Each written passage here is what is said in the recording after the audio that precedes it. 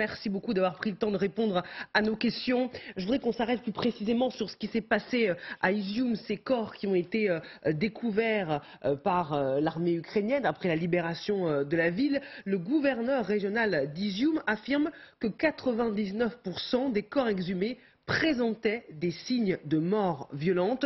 On sait que plusieurs corps ont été découverts avec les mains liées derrière le dos. Une personne a été enterrée avec une corde autour du cou, nous disent les autorités ukrainiennes. Il faut toutefois rester prudent. L'ONU veut enquêter sur place, envoyer une équipe. Évidemment, Kiev se dit prête à accueillir cette équipe de l'ONU.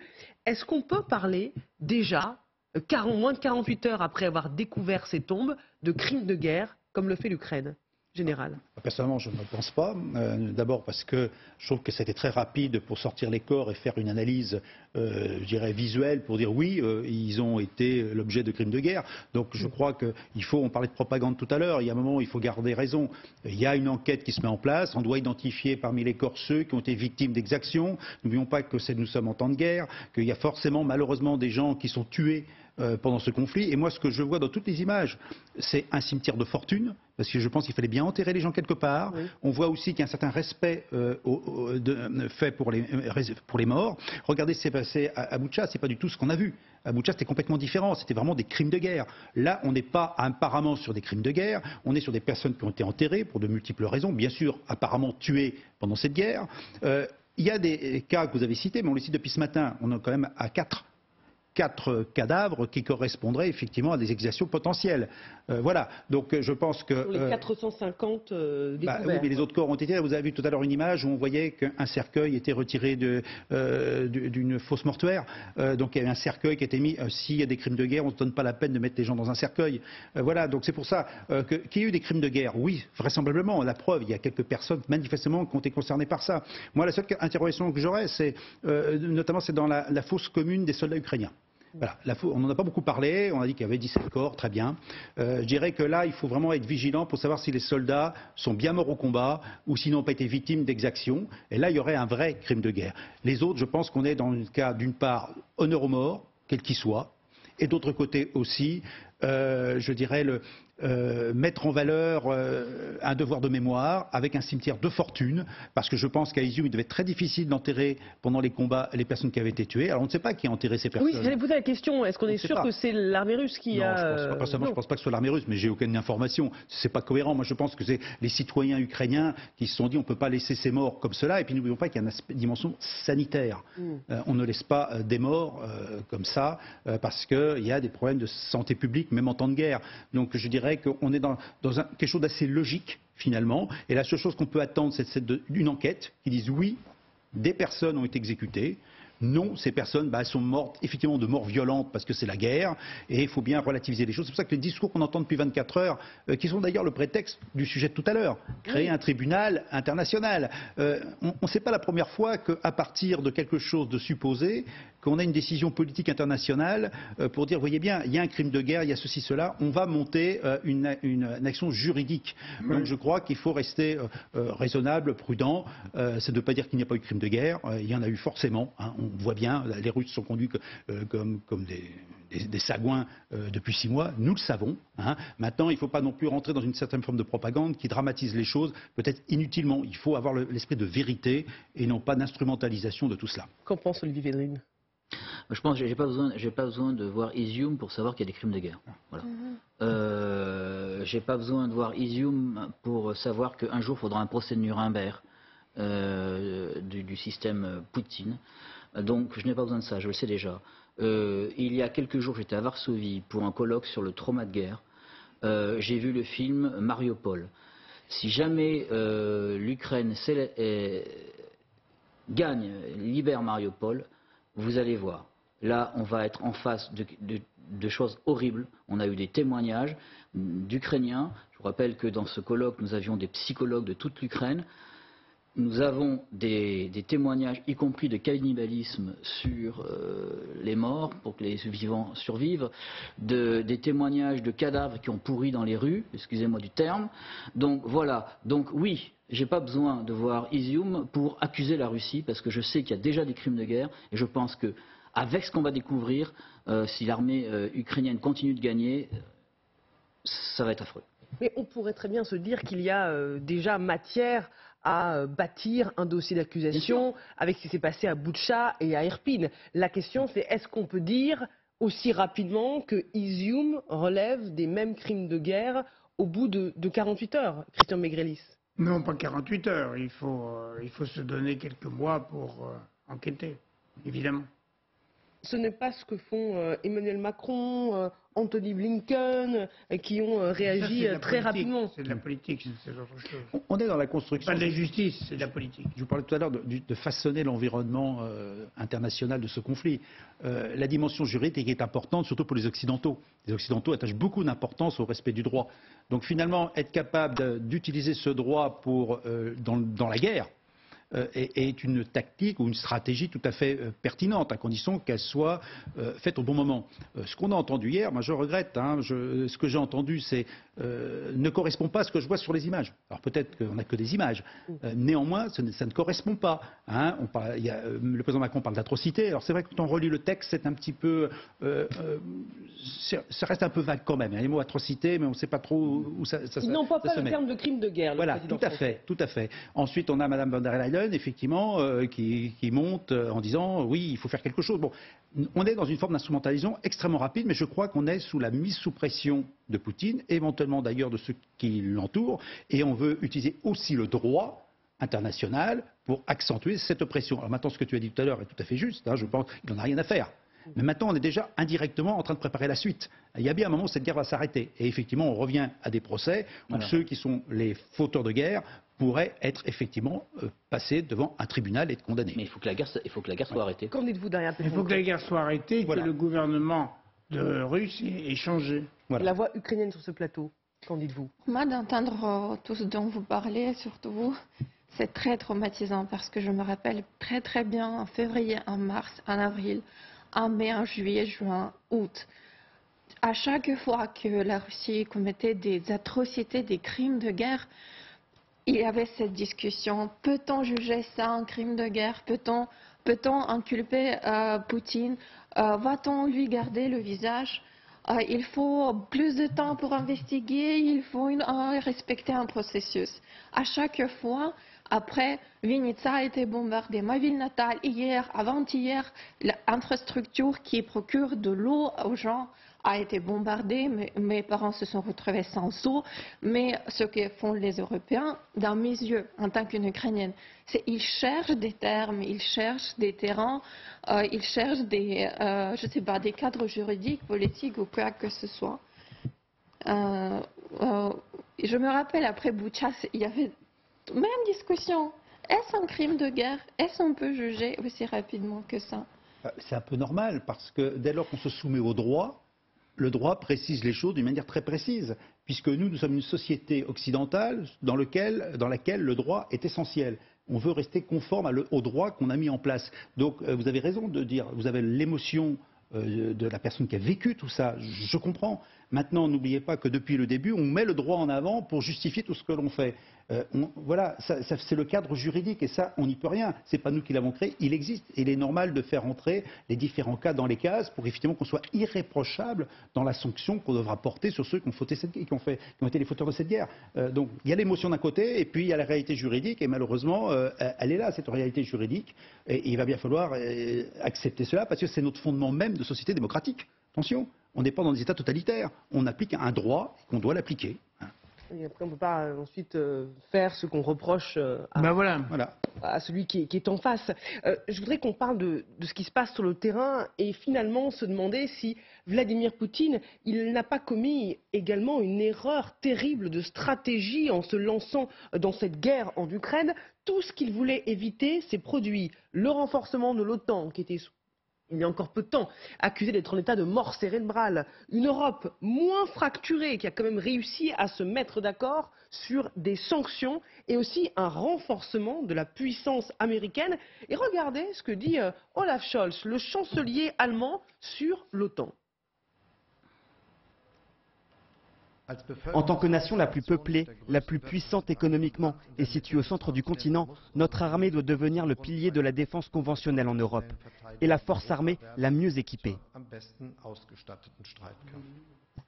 Alors là, on se rend compte, quand on voit Olaf Scholz qui veut carrément changer de stratégie allemande, il veut réarmer l'Allemagne, il veut en faire une puissance militaire, on se dit que Vladimir Poutine, à ce stade, il a échoué sur toute la ligne. À tort ou à raison, Christian Maigrelis? Tout à fait, tout à fait. Il a échoué sur l'Ukraine, mais ce qui est plus grave, et qui portera des conséquences à très long terme, c'est qu'il est devenu le paria de la communauté des démocraties occidentales. Alors il dit c'est l'Occident décadent, mais Hitler disait la même chose, l'Occident est par définition décadent puisqu'il est libre, et que les gens sont libres et qu'ils font des élections libres. Alors on est décadent. Alors il reprend le même vocabulaire que le vocabulaire hitlérien pour expliquer que tout ce que disent ces gens-là n'a aucune valeur. D'ailleurs c'est une bande de nazis. Bon, on est une bande de nazis, alors voilà. Mais voilà ce que je peux dire de tout ça.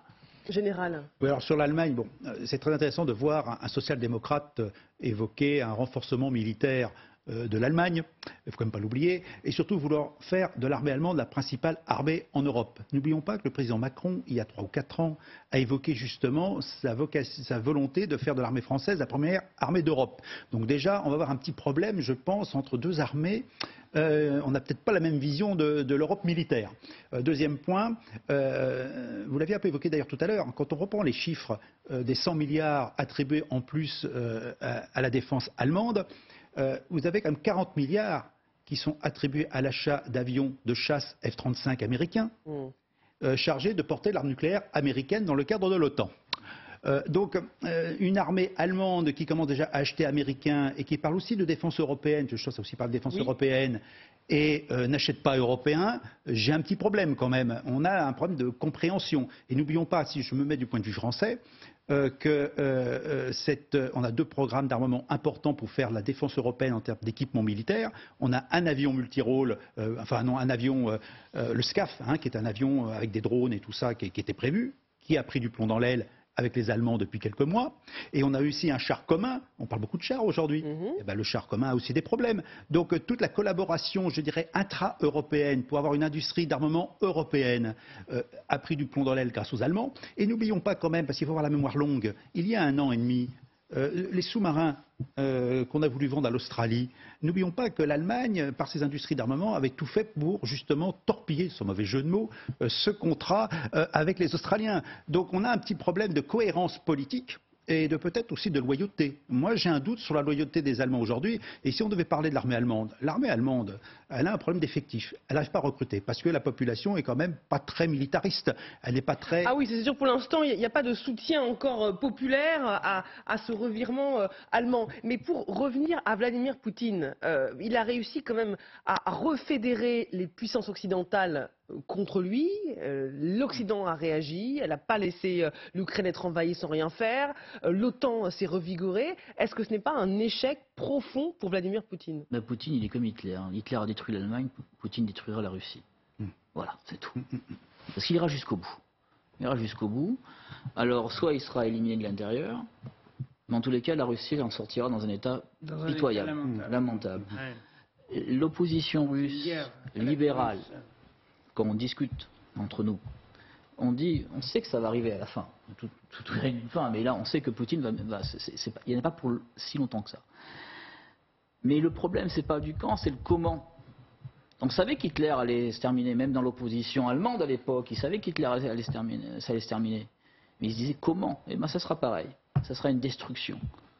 Et cet homme-là est en train de détruire la Russie.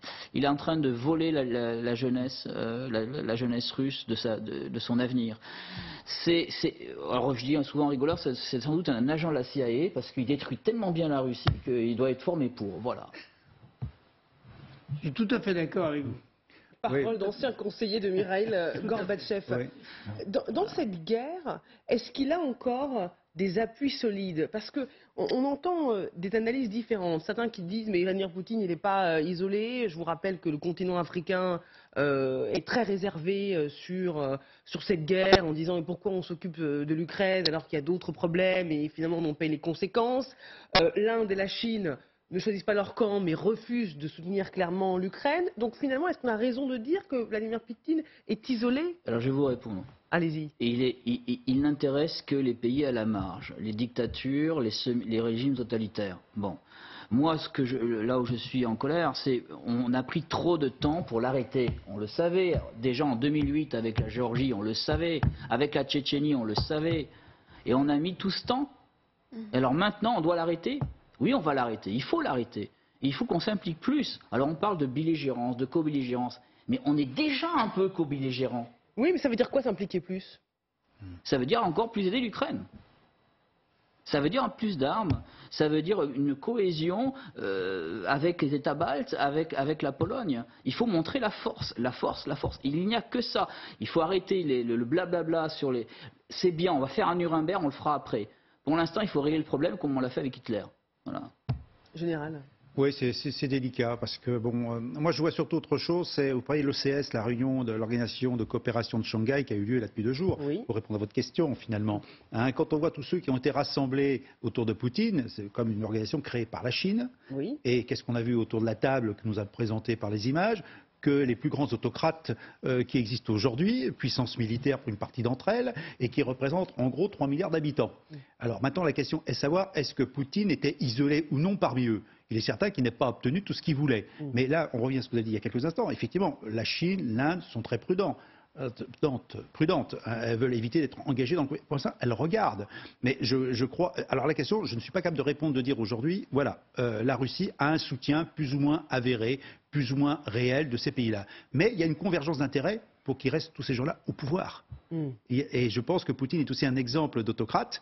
Et s'il tombe, grâce à la puissance de l'Occident qui se sera réveillée, parce que c'est la question d'aujourd'hui, la puissance de l'Occident s'est réveillée. Elle n'est pas encore totalement efficace. On est un peu endormi. Hein, on en revient à la mort cérébrale de l'OTAN en particulier, qui a été une réalité. Donc on s'est réveillé. Si effectivement Poutine tombe, les autocrates, les autres diront attention, l'Occident s'est réveillé et est capable de nous faire aussi du mal si on ne respecte pas un certain nombre de règles de fonctionnement des relations internationales. Mais c'est ça le combat. Pardon ? C'est ça le combat. C'est ça le combat. C'est ça le combat, bon sang. Voilà. C'est nos valeurs, la démocratie contre un régime totalitaire et des dictatures. Moi, quand on parle de cette réunion là où il réunit les semi-dictatures, ça me fait penser au pays de l'Axe. Quand Hitler était avec Mussolini, avec le Japon, etc. C'est tout. Mais si Vladimir, le combat fondamental. Si Vladimir Poutine tombe, qui pour le remplacer? Est-ce qu'il y a une opposition solide pour prendre le relais, s'opposer au président russe? J'ai envie de vous dire, je l'espère, parce que je la supporte, cette opposition. Je l'espère, mais ça n'ira pas, à mon avis, sans mal. Parce qu'il ne faut pas se leurrer, il y a 70 à 80% des Russes qui soutiennent Poutine actuellement. Ah oui. Voilà, donc. Oui. Mais attention, la Russie, si vous avez Moscou et Saint-Pétersbourg, le reste, ils suivent. Hein. Les bolcheviks, ils étaient mencheviks, ils sont devenus bolcheviks. Pourquoi? Parce qu'ils ont eu assez d'audace. Au départ, ils se réunissaient dans une cabine téléphonique, même si le téléphone n'existait pas comme ça. Et puis, ils ont pris le pouvoir parce qu'avec quelques-uns bien déterminés, ils ont pu effectivement prendre les grandes villes, les grandes décisionnelles. Et les Russes ont suivi. Les Russes, ils suivent le plus fort, c'est tout. Il faut que le plus fort, il soit démocrate. Allez-y. Je crois que la défaite de l'armée russe en Ukraine peut réunir le peuple russe. Parce qu'après les premiers succès sur le front en septembre, les partisans de Poutine, les pro-Poutine, ont commencé très très vivement à le critiquer. Oui, tout à fait. Ça peut réveiller le peuple russe. Oui, moi je pense que ça peut réveiller. Parce qu'actuellement, le peuple russe, il a été endormi par 20 ans de propagande poutinienne. Mais il n'y a pas eu de progrès. La Russie a fait des progrès à partir de 90 jusqu'à pendant l'époque de Yeltsin. Mais Yeltsin disparu, encore les 10 ans qui ont suivi avec Poutine. Mais depuis une dizaine d'années, une quinzaine d'années, la Russie stagne. L'industrie, simplement parce que les capitaux sont partis. Tous les capitaux russes sont émigrés, ils sont d'ailleurs saisis. Ils sont d'ailleurs saisis dans toutes les banques internationales. il y a des milliers de milliards de dollars de capitaux russes qui ont été investis, qui ont été sortis de Russie de façon plus ou moins clandestine et qui n'existent pas, qui n'aident pas au développement de l'industrie russe. L'industrie russe, elle est arriérée aujourd'hui, même l'industrie d'armement, elle est arriérée.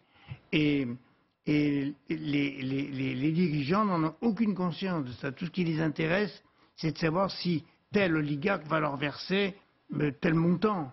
C'est tout.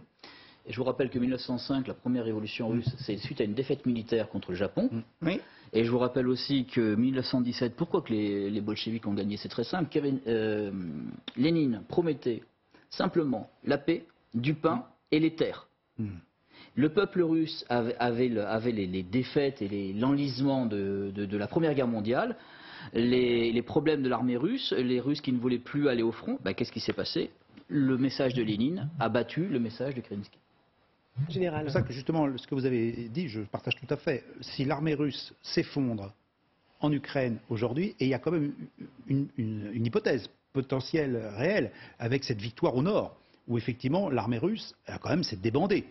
Et les combats continuent. Et que si les Ukrainiens ont la capacité de continuer à descendre vers le centre, éventuellement vers le sud, mais au moins vers le centre, il se pourrait fort quand même que, vu la difficulté que l'armée russe a à combattre aujourd'hui, avec quand même une défaite militaire très forte, que cette armée russe s'effondre comme en 1917 indirectement, en disant on ne veut plus se battre. Parce que quand même si c'est une armée professionnelle, qui est peut-être la différence avec une armée de conscription, quand même, cette armée, depuis 7 mois, qu'est-ce qu'elle se prend sur la tête? Les pertes sont énormes, le matériel aussi. Il n'y a pas de victoire militaire proprement dite. Donc la faiblesse aujourd'hui est potentielle dans l'armée russe en Ukraine. Et effectivement, si cette armée russe en Ukraine s'effondre, là, il y a une possibilité de changement politique en interne en Russie. Mais on ne fera pas l'économie d'une guerre civile comme on a fait entre 17 et 21. Entre 1917 et 1921. Moi, ce que vous me dites est très intéressant, mais ça m'inquiète sur ce que peut faire un Vladimir Poutine qui est au pied du mur. Parce que ce que vous dites, il en est parfaitement conscient. C'est sa survie qui est en jeu. En géopolitique, il y a 3 scénarios. Il y a le meilleur, le médian et le pire. Avec la Russie, vous prenez le pire, c'est bon. C'est très rassurant.